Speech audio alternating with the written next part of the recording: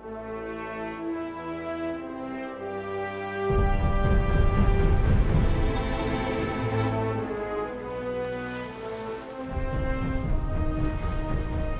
في ايه؟ ايه اللي بيحصل؟ السفينة بتغرق، لازم نهرب كلنا. نهرب نروح فين؟ انا ما بعرفش اعوم. امسك نفسك، انا هنقذك معايا. كله ينط بسرعة. يا دماغي، هو ايه اللي حصل؟ معرفش، انا اخر حاجة فاكراها السفينة وهي بتغرق وكلنا نطينا منها. احنا فين؟ دي شكلها جزيرة، الموج رمانا عليها. طب هنعمل ايه؟ انا جعانة وتعبانة، فين بقية الفريق بتاعنا؟ احنا هنا اهم هناك اهم. الحمد لله انكم بخير. الحمد لله محدش فينا غرق ولا جراله حاجة. المهم دلوقتي احنا هنعمل ايه عشان نرجع؟ مفيش غير اننا نستنى ونعيش هنا لحد ما تجيلنا نجدة. والمشروع هنعمل فيه ايه؟ شكلنا هنسقط. انا عندي فكرة، ممكن تنقذنا من هنا وكمان تخلينا نخلص المشروع بتاعنا. فكرة ايه؟ قول. دلوقتي احنا لوحدنا على الجزيرة ومحدش فينا عارف احنا هنفضل هنا قد ايه. يعني دلوقتي ده يعتبر المجتمع بتاعنا الجديد، وبما اننا المؤسسين الجدد للجزيرة ده ممكن يخلينا نعمل محطة إذاعية كاملة ونبث فيها المشروع بتاعنا، واللي هيسمعنا هيجي وينقذنا. يا سلام، وهتجيب الادوات منين ان شاء الله؟ الأدوات كلها معايا. كده يبقى فاضل حاجة واحدة. هنعمل مشروعنا عن ايه؟ ايه رأيكم يكون عن الاستخدام الخاطئ للتكنولوجيا؟ ايوه بقى، هو ده، وكل واحد فينا يدرس الموضوع ويقول لنا وجهة نظره فيه. أنا موافق، وانتوا؟ موافقين.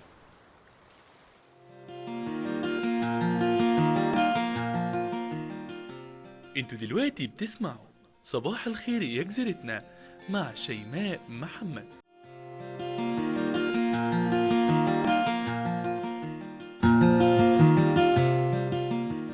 أعزائي المستمعين، أهلا بكم في الحلقة الأولى من برنامج صباح الخير يا جزيرتنا. معاكم لمدة ساعة شيماء محمد على جزيرة 115.5، ومعانا من هندسة الصوت حسام خالد. النهاردة مع أول حلقة من صباح الخير يا جزيرتنا هنتكلم في موضوع مهم جدا، وهو الاستخدام الخاطئ للتكنولوجيا. معانا النهاردة الأستاذة الشهيرة وعالمة الطب النفسي الدكتورة إسراء أحمد عشان تناقش معانا الموضوع وأخطاره الصحية والنفسية على الأطفال والكبار. صباح الخير يا دكتور. صباح الخير يا شيماء، وصباح الخير على كل مستمعين. دكتور، خلينا أسألك في البداية عن رأيك عن مخاطر استخدام التكنولوجيا. نقدر نقول ان مجتمعنا يعتبر من اكبر المجتمعات استهلاكا في كل اللي يخص التكنولوجيا، من اول الموبايلات واجهزه الكمبيوتر لحد الانترنت ومواقع التواصل الاجتماعي. زياده على الاستهلاك ده بقى احنا ما عندناش وعي ازاي نستخدم التكنولوجيا، وده بيسبب بعد كده مشاكل خطيره جدا سواء نفسيه او جسديه. طب يا دكتور، فيما يخص الأطفال الاستخدام الخاطئ ممكن يؤدي لإيه؟ بالنسبه للاطفال بقى احنا بنواجه كارثه كبيره بجد. كل طفل من دول ماسك موبايل وايباد وغيرهم، وده في حد ذاته مشكله لانه بيفقد مع الوقت قدراته الابداعيه، وبالذات انه بيكون استخدام الطفل الموبايل او الاجهزه التانية مش تحت اشراف اهله، وطبعا ده بيخلي فيه قله حركه، فبتبدا تظهر مشاكل جسديه زي زياده الوزن ومشاكل كبيره في العضلات للجسم. طب يا دكتور، ايه هي المخاطر الاجتماعية اللي ممكن تؤذي الطفل من الاستخدام الخاطئ للتكنولوجيا؟ ممكن نقول ان ده بيسبب مخاطر اجتماعيه وسلوكيه خطيره جدا، زي ان مفيش مذاكره، وبيكون صداقات كتيره من اصحاب السوق، وبالاخص مع تطور الابليكيشنز والكاميرات وغيرها، بجانب انه بيكون سلوك عدائي واناني. طب حضرتك تنصحي بايه يا دكتور؟ انا بنصح ان لازم يكون في رقابه شديده على الاطفال وقت استخدامهم لاي نوع من انواع التكنولوجيا، ونحدد لهم عدد الساعات اللي يستخدموها فيها، وكمان مش عايزين نخلي الاطفال على قد ما نقدر معاهم تليفونات، بالذات لما يكونوا في سن صغير، ولازم اهلهم يشجعوهم على ممارسه الرياضه وتنميه المهارات عشان ده هيساعدهم بعد كده. شكرا يا دكتور اسراء، وخليني اقول لكم ان حلقتنا لسه ما خلصتش، هنخرج نسمع التقرير ده ونرجع ليكم تاني، استنونا.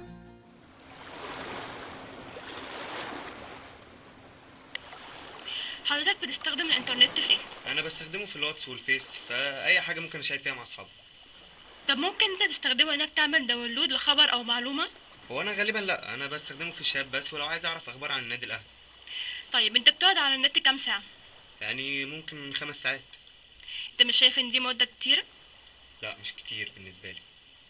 طب شايف ان المرحلة دي ممكن توصل لمرحلة الادمان معاك؟ لا ما اعتقدش الصراحة. ماشي، شكرا. حضرتك بتستخدم الانترنت في ايه؟ بنزل عليه اغاني وبتفرج على اليوتيوب وبتفرج على الاخبار الموضة والازياء والميك اب وكده. طب حضرتك ممكن انت تستخدميه في انك تاخدي من عليه معلومة، خبر، تعملي مثلا تاخدي من عنده تقارير؟ احيانا مش دايما. طيب بتقعدي على النت كام ساعة في اليوم؟ على حسب، بقعد 6 ساعات. مش شايفة ان دي مدة طويلة؟ لا عادي. طيب انت شايفة ممكن يخطر ادمان عليكي او حالة من الادمان؟ لا مفيش الكلام ده، الواحد اصلا ما يقدرش يعيش من غير نت. طب شكرا. عفوا.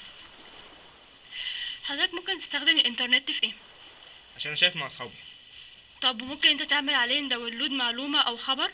لا انا مش بتابع الاخبار من على النت، بس بشوف فيها الافلام المسروقه من على النت. طب انت بتقعد قد ايه على النت في اوقات الامتحانات؟ اوقات الامتحان مش بقعد كتير. طب وغيرها بتقعد كتير؟ فيما يعادل 8 ساعات فازي. حضرتك مش شايف ان هو بيشكل ادمان عليك؟ لا خالص. شكرا.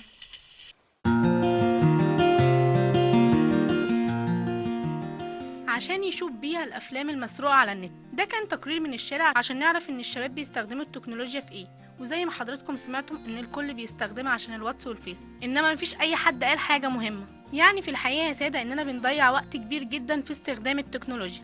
يعني لو افترضنا اننا بنضيع 5 ساعات في استخدام النت يوميا، يعني بنضيع 150 ساعه في الشهر، يعني بنضيع 1800 ساعه في السنه. 1800 ساعه بنضيعهم في استخدام الفيس والواتس. خلينا نروح لفاصل ونرجع تاني. ورجعنا من الفاصل ولسه مستمرين معاكم على جزيرة 115.5. معاكم شيماء محمد وبرنامج صباح الخير يا جزيرتنا. انضم لنا في الاستوديو دلوقتي خبير العلاقات الزوجية والأسرية أستاذ عمرو عادل، وهيكلمنا عن أسباب الخلافات الأسرية وعلاقتها بالتكنولوجيا. ازيك يا أستاذ عمرو؟ الحمد لله تمام. اخبارك انت يا شيماء؟ الحمد لله تمام. أستاذ عمرو، عاوزين من حضرتك تكلمنا عن الأسباب اللي بتوصل للمشاكل الزوجية والأسرية. طيب هو خلينا بس نقول في الأول إن مصر فيها نسبة كبيرة جدا من المشاكل الأسرية والزوجية بسبب التكنولوجيا، تكاد تصل إلى 53% ويمكن أكتر. 53%؟ طب وإيه السبب في كده؟ هو ممكن السبب الرئيسي إن في مشاكل ما بين الآباء والأبناء، فإحنا بنتكلم دلوقتي في فجوة كبيرة جدا صنعتها التكنولوجيا ما بين الآباء والأبناء، فخلتهم دايما يشتكوا. فعندك الأبناء بتشتكي من إن أبوهم مش فاهمهم، وإن أولادهم مش مركزين معاهم. في الاخر انت بتتكلمي ان في جيلين مختلفين، فيمكن يكون الحل هنا ان الولد او البنت يبدا يتهرب الى مواقع التواصل الاجتماعي. طب يا دكتور، انت شايف ان ايه الحل المناسب عشان المشكله دي؟ هو الحل ان احنا نقرب المسافه ما بين الاب والابن، فبكده بنقل المسافه او بنقل الفجوه اللي صنعتها التكنولوجيا ما بين الاب والابن، عشان كده بيبقى في سوء تواصل ما بينهم.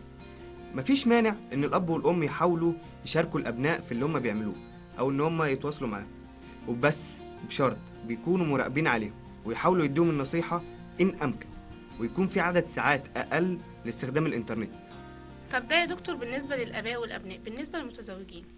أنت عارفة إن في آخر إحصائية في 2015 قالت إن مصر بيحصل فيها ما يعادل 170 ألف حالة طلاق. 170,000؟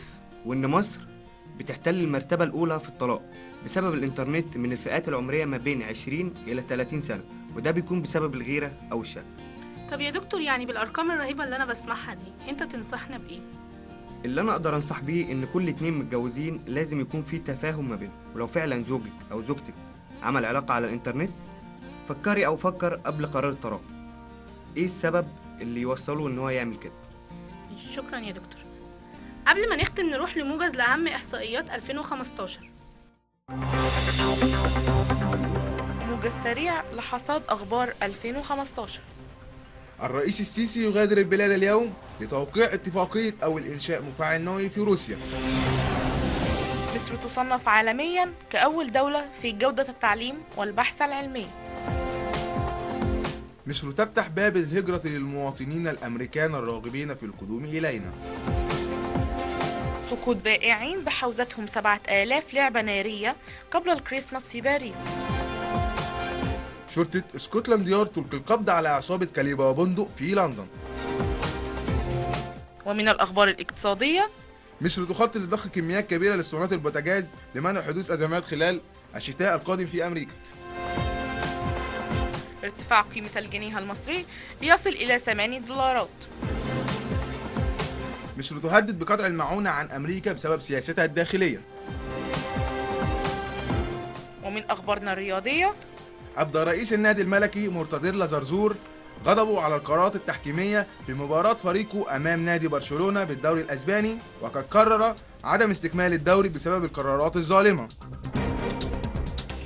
فوز المنتخب المصري بكأس العالم للمرة الثالثة على التوالي. وفي تصريح خفيف الظل للكابتن مجدي عبد الغني: اوعى الفوز بكأس العالم ينسيكم الجون بتاعي. أخبارنا الفنية. الأغاني الشعبية تصيب الناس بالهوس في أمريكا عام 2015. موجز الأنباء قراءة عليكم أحمد سعيد وإلهام سيد.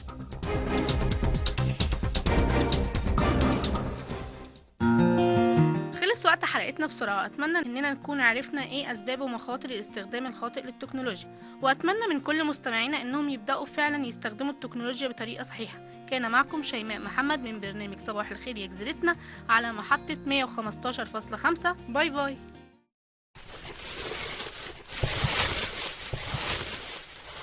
إيه رأيكم؟ حلو البرنامج؟